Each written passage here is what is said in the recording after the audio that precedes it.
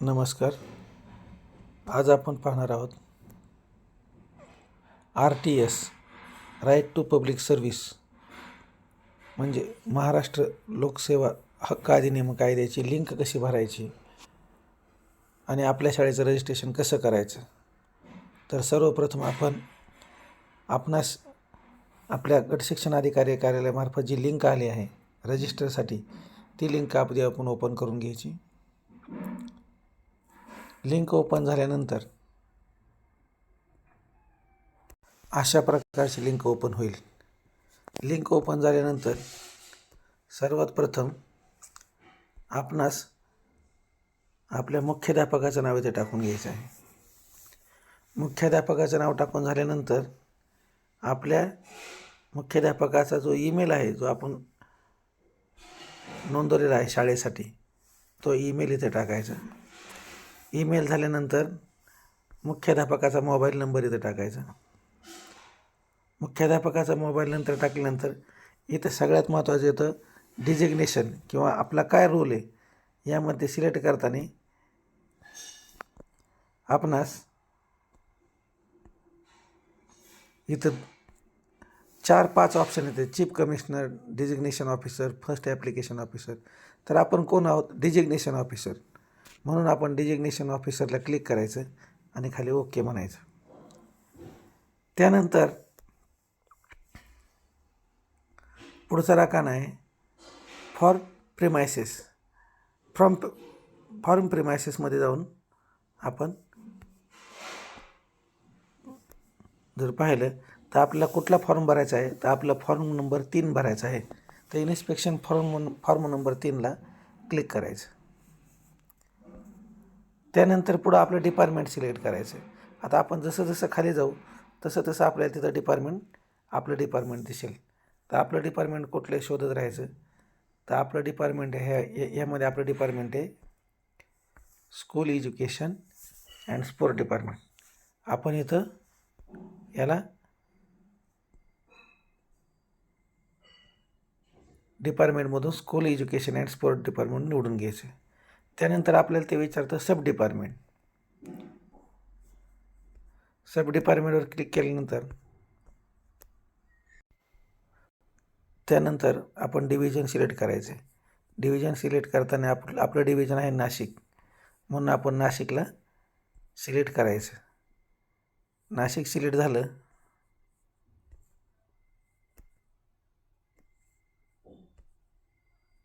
की आता खाली आपल्याला आपला जिल्हा विचारणार आहे.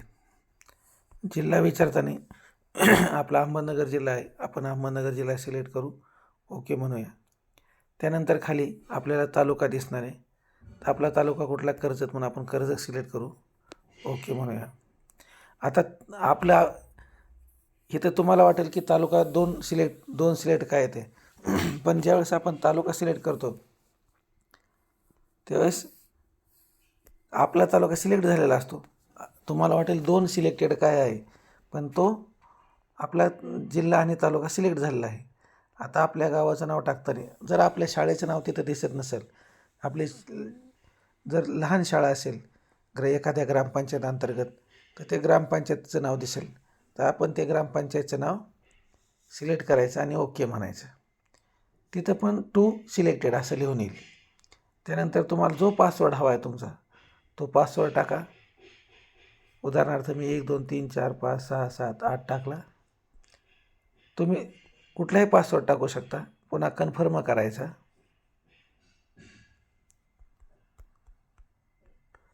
एकदा कन्फर्म झाला पासवर्ड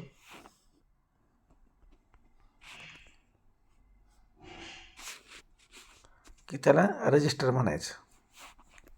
इथं तुम्ही रजिस्टर केलं की तुम्हाला हे तुमचं रजिस्ट्रेशन झालं.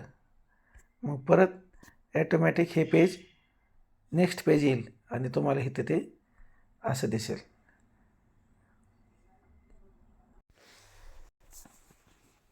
अशी विंडो ओपन होईल. तर आता आपण इथं सिलेक्ट केलेला पासवर्ड आणि आपला ईमेल आणि पासवर्ड टाकला की असा डॅशबोर्ड दिसेल आपणास. शक्यतो हे सर्व काम आपण डेस्कटॉप साईटवरच करायचे जाऊन. आता इथं आपला ईमेल आणि पासवर्ड टाकला की साईड ओपन होते.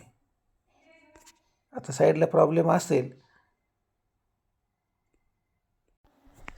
आपला ईमेल आय डी आणि पासवर्ड टाकल्यानंतर आपला असा डॅशबोर्ड दिसेल. इकडे डॅशबोर्ड आणि खाली दिलं आहे आपल्याला इथं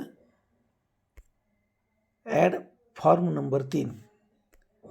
तर आपल्याला कुठं जायचं आहे, ॲड फॉर्म नंबर 3ची माहिती भरायची आपल्यास.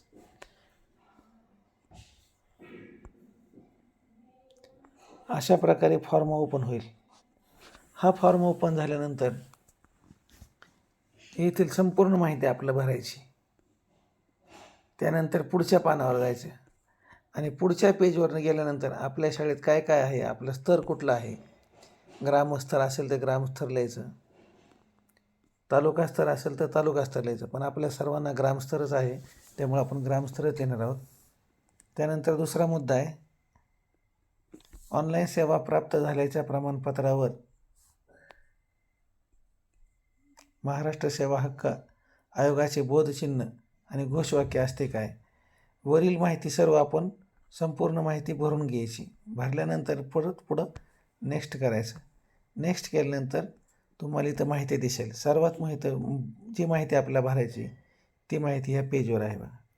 आता इथे काय दिले, ज्या सेवेसाठी निर्देशित अधिकारी आहेत त्यांचा तपशील. आता आपण कोण आहेत, माध्यमिक शाळाचे गुणपत्र, प्रमाणपत्र, द्वितीय गुणपत्र व प्रमाणपत्रे. तर आपण सर्वांनी डी एड केले, मग आपण काय करायचं, डी एड गुणपत्र प्रमाणपत्राची द्वितीय प्रत ही घ्यायची. आणि इथून पुढची जी माहिती, 2 माहिती भरायच्या आपला. यामध्ये 2 माहिती भरायच्या. एक आहे ऑनलाईन आणि दुसरी आहे त्याखाली ऑफलाईन. माहिती दोन्ही सारखी आहे, फक्त एक ऑफलाईन आहे आणि एक ऑनलाईन आहे. आपल्याकडे किती ऑनलाईन अर्ज आले होते, आपण त्यांची एक वर्षभरात आलेल्या ऑनलाईन अर्जांची संख्या, आपल्याकडे जर इथे 0 अर्ज असतील ऑनलाईन आले तर आपण इथे 0 लिहा. आर्थिक वर्षात प्राप्त ऑनलाईन अर्जांची संख्या किती होती, जर एकही नसेल तर 0 लिहा. अशा प्रकारे संपूर्ण माहिती भरा. त्यानंतर खाली इथं ऑफलाईन आहे, ऑफलाईन म्हणा आणि शेवट आपला फॉर्म सबमिट करून टाका. हा फॉर्म भरत असताना शेवटचं येतं, या व्यतिरिक्त क्षेत्रीय स्तरावर सेवा आदी सूचना केल्या आहेत काय. आपण जर केल्या असतील तर होय म्हणा, नसतील तर नाही म्हणा आणि हा फॉर्म सबमिट करून टाका. सबमिट केल्यानंतर आपलं एक अशी विंडो ओपन होईल. सर्व माहिती भरून झाल्यावर आपणास असा एक मेसेज येईल. असा मेसेज आला की आपण समजायचं आपली माहिती भरून झालेली आहे. Form number 3 data stored successfully. आता आपली माहिती भरून पूर्ण झाली आहे. धन्यवाद.